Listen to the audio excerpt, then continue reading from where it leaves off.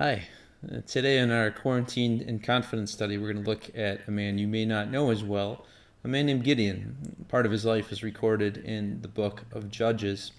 We're going to have a slightly different format today and try to make things a little bit more family friendly, while also keeping things a little bit more in depth for adults as well. So, with the new format, there might be a few awkward pauses, a few technological glitches. So, please bear with me. The first thing I'd like to show you is this video that's kind of a brief overview of Gideon's account.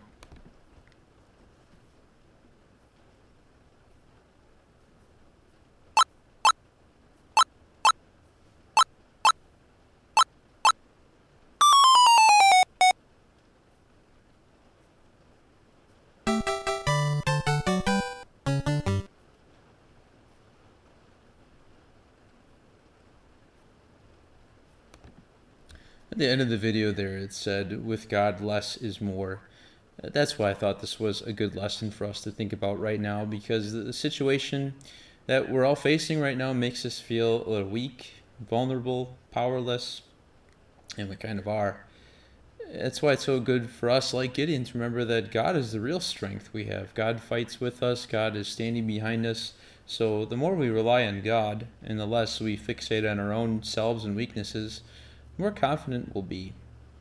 So the next thing I have for you is sort of an introductory activity. So you should see on your screen there a PowerPoint slide. Write a number 1 to 10 to demonstrate how confident you are that you could write down the U.S. presidents in order, including the years they served. 1 being not confident at all, 10 being, yeah, I totally have this. Maybe you're a huge history buff watching this and this would be not a problem for you, but I would think for most of us, this would be a little tricky. We're probably more in the 1, 2 area. Maybe I could do it. I don't really think that I could. But, change the slide. If you had this in front of you, how confident would you be now? Well, it'd have to be 10, right? Because the answers are right there in front of you. Point being, when we have a problem in front of us, if the solution is right there, we can be confident. And that's what God does for Gideon in this lesson. There's a huge problem in this enemy army in front of him. And Gideon looks at it and says, there's no way. I'm not confident at all.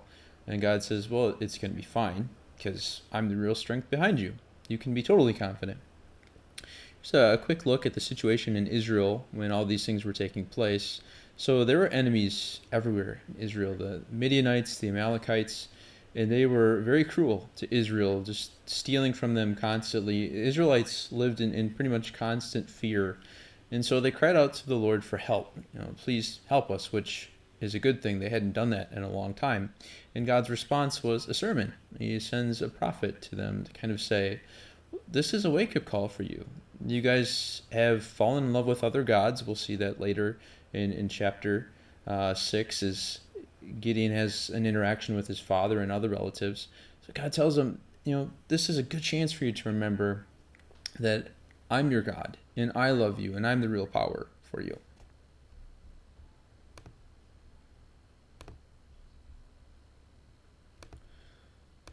So let's talk about Gideon a little bit. Gideon was a pretty unlikely guy to lead Israel in this type of battle. And he says that himself. He was a farmer, essentially.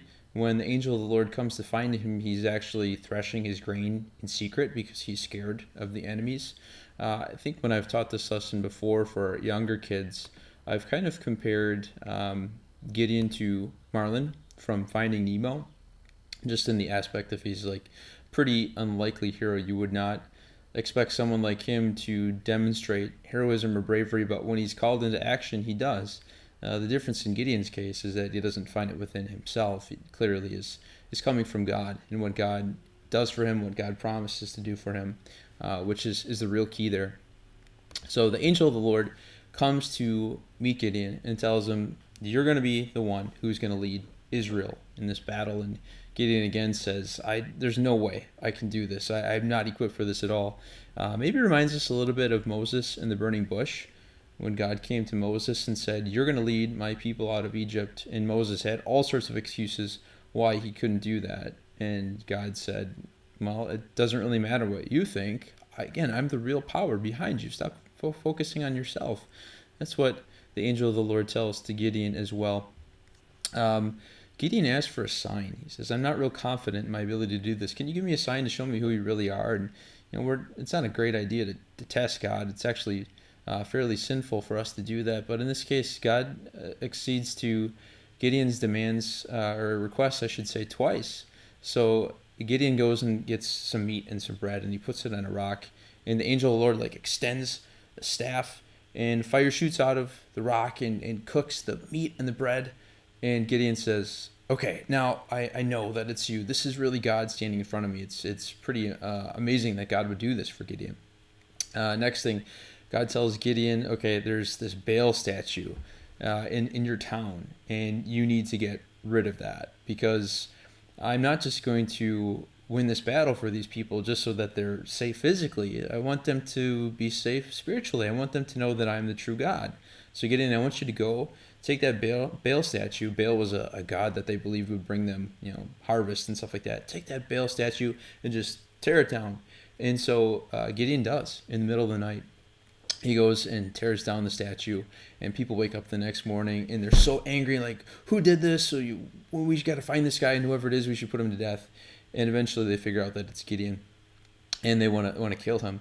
But Gideon's father, who had been a worshiper of Baal, kind of comes to his defense and says, "No, don't kill him. If Baal really is a real God, then he will punish Gideon for what he's done. But if Gideon's right and the true God is with us, then this would be a huge mistake for us to kill Gideon or do anything bad to him." So an interesting scene there before the battle takes place. And before everything goes down here with the battle, Gideon asks again for one more sign. He says, "God, can you take this fleece and set it on the ground, and if there's the next morning, if there's only dew on the fleece and not on the ground around it, then I can be confident. At that point, then I'll know for real that you're going to be with me." And again, God says, "Okay." So Gideon wakes up the next day, takes the fleece, and he wrings it out, and there's just water into a bowl, and the ground around it is dry. Gideon says, "One more time. Can you give me one more sign? This time, flip it around. So when I wake up tomorrow, can you have the ground be wet and the fleece completely dry?" God again does it. He's chosen Gideon to be his leader, and he's being very patient, very compassionate with him. And now they're finally ready to bring the troops together for battle. So there's these enemy armies that are pretty huge, which were, I think, maybe about 135,000 guys they were going against, compared to Israel had maybe 32,000 guys to start. That's the force that comes in. So to picture that, I was kind of thinking about Great American Ballpark. When the Reds are good, which was, it's been a few years now, but when the Reds are good, their average attendance is about 32,000 on a good night. So you picture that a good crowd from the Reds ballpark comes to assemble and be part of this battle. So God looks at the 32,000 and says that that's still too much, that's too many people. So he says, anybody that is afraid to fight can go home. And about 22,000 people leave. So that leaves Gideon with 10,000 soldiers against 135,000. And God says, that's still too many. So I want you to do this test. He has Gideon bring all the guys to drink water.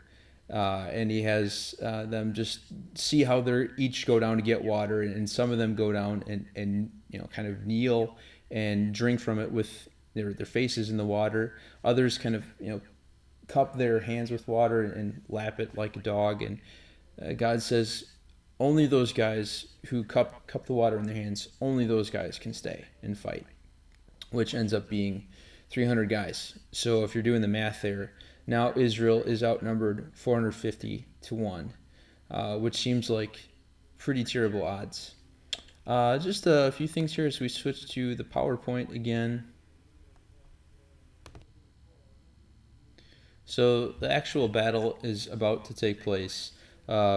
Before it all goes down, God says, Gideon, if you want one more assurance that everything's going to be okay, go down to the enemy camp. And Gideon kind of sneaks down to the enemy camp, and he hears two guys talking about this dream that one of them had. And he had this dream that this barley loaf just went down into the middle of the enemy camp and just destroyed a bunch of stuff. And barley at that time was thought of as a very lesser type of bread. It sold for way less than other types of bread. So it's God is letting Gideon know even these enemy soldiers are receiving the message that though you are a much smaller force, you are going to win. So the battle itself, they get ready to go, and as they're going, Gideon says, "Fight for the Lord and for Gideon," which is a little strange. You would think he would yell just for the Lord because this is all God's doing anyway. That's been hammered home to him the whole point. But the fact that he yells for Gideon, some commentators have said maybe that's showing there his pride a little bit. We won't talk about this in the video, but if you do the worksheets and the resources below, it does go into the end of Gideon's story, and you see he does have a little struggle with pride there at the end that isn't very good. So God causes this mass confusion in the enemy camp, and all the people start taking each other down. So again, the whole victory is God's. And then they have these unimpressive weapons. They have torches. They have these. The torches are in jars, so they smash the jars. The torches appear, and they have trumpets that they blow. And so it's just this 300 people with torches and trumpets against 150,000 people. And you think that's pretty unimpressive going in, but at the end you see they win victory, which I thought is a good time to bring up the cross. The cross certainly doesn't look like an impressive weapon, but as Christians, you and I know it really is. This cross before us is the way that Jesus destroyed sin, death, and the devil.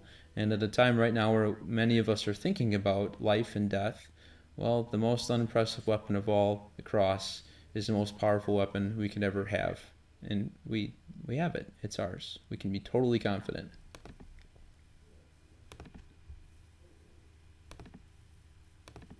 So to summarize, Gideon really didn't want to fight. He didn't think he was capable of doing it. And he wasn't on his own. But with God, he was. What a great reminder for us, too. By ourselves, by our own ability, yeah, we're lost, we're weak, we're vulnerable, but God does not leave us for a second. God is with us. He's the real strength. He's the real power behind everything we do every day. So keep your eyes fixed on Him, and we'll be just fine. The last thing I have for you in the resources below, there's Torchcraft. You can find a link to that. So just to make the lesson sit in with kids a little bit more, you can check out that link for Gideon's Torchcraft. Okay, I hope you found this helpful. God's continued blessings to you. Be safe out there, be wise, and may God protect and bless us all. Thanks.